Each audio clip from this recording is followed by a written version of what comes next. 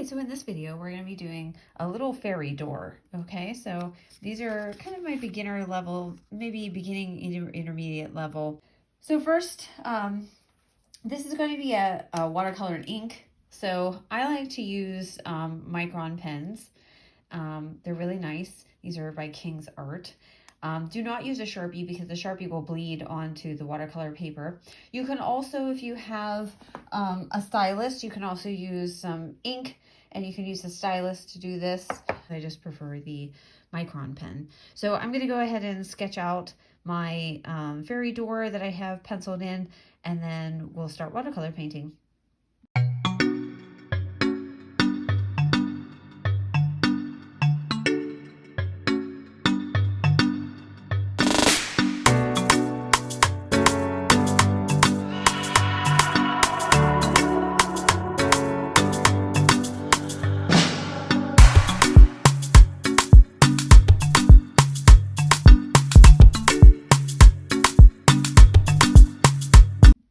Okay, I finished with my micron pens, so I have my whole drawing here all inked in, and now comes the fun part. We're going to start to go ahead and paint this. We want to do our wash layer, and then once that dries and we're happy with it, we're going to go in and glaze over top to deepen our shadows.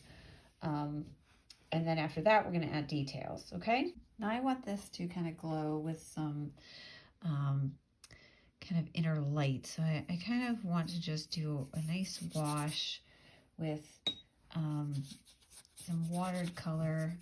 I'm just using the cadmium yellow. And I want the yellow to be concentrated kind of on the door. Okay, bluer tones down here.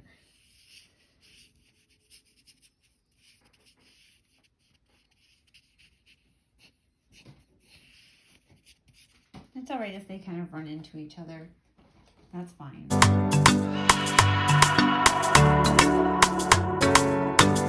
And if we want to, we can go in and we can kind of deepen those shadows. Remember that our paint is going to be really dark when it goes on wet, and then it's going to lighten up as it starts to dissipate through the water.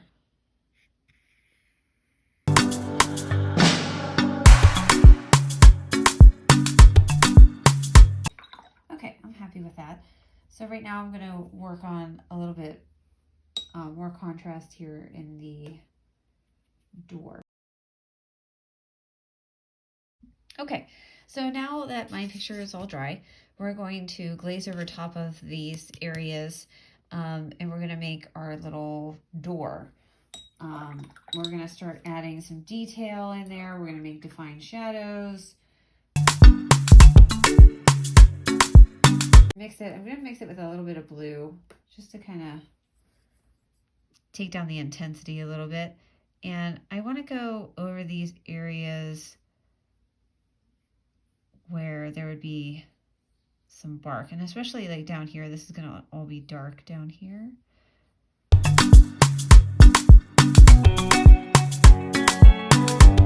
Glaze, we're just going to kind of glaze that brown over top of the blue.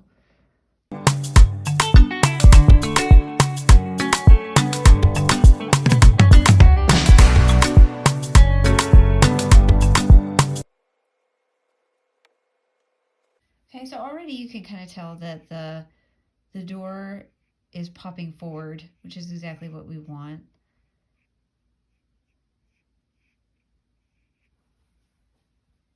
It's kind of coming forward because it's in a lighter color, and then this contrast with the branches and the bark is making it appear as if it's highlighted. And I just want to kind of drag this color.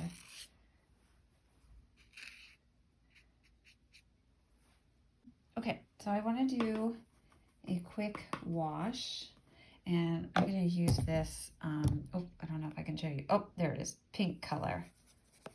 right here. This is my rose madder, and I've watered it down to be like a weak tea.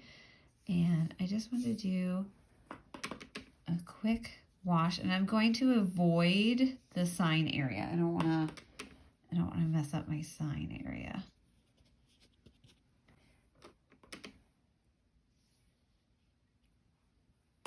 We also don't want to pick up the layer that's already down, so just lay it and then lift up your brush. Don't scrub, otherwise you will lift up the color that is already underneath. There we go.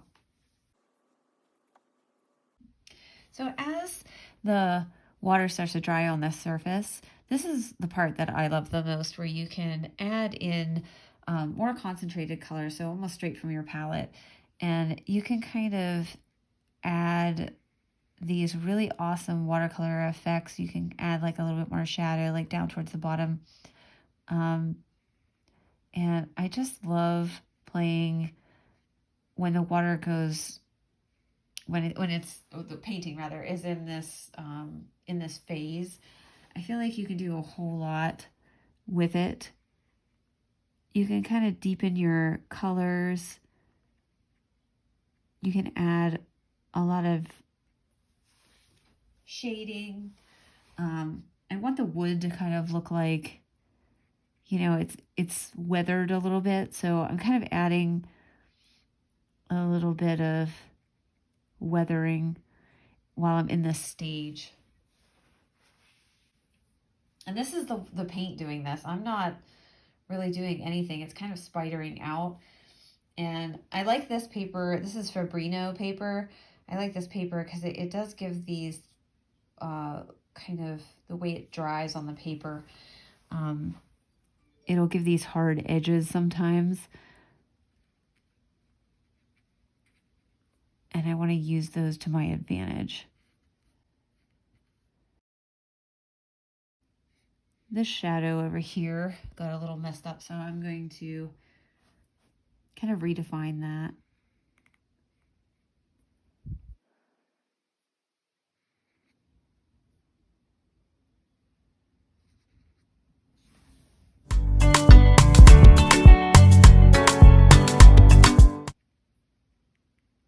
Again, beginners tend to get really excited.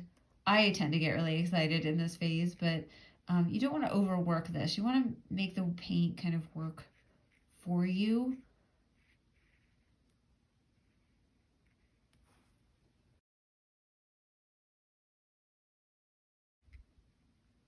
See, I can tell that it's still wet because when I apply the paint, it's still traveling. So I know that it is still wet enough that I can still work this area and not have such hard shadows.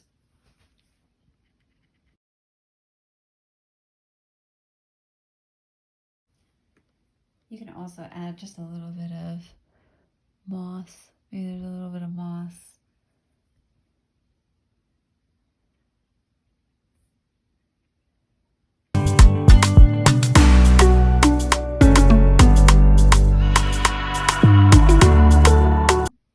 Okay, and then the last thing, you have to make sure that your sign is completely dry.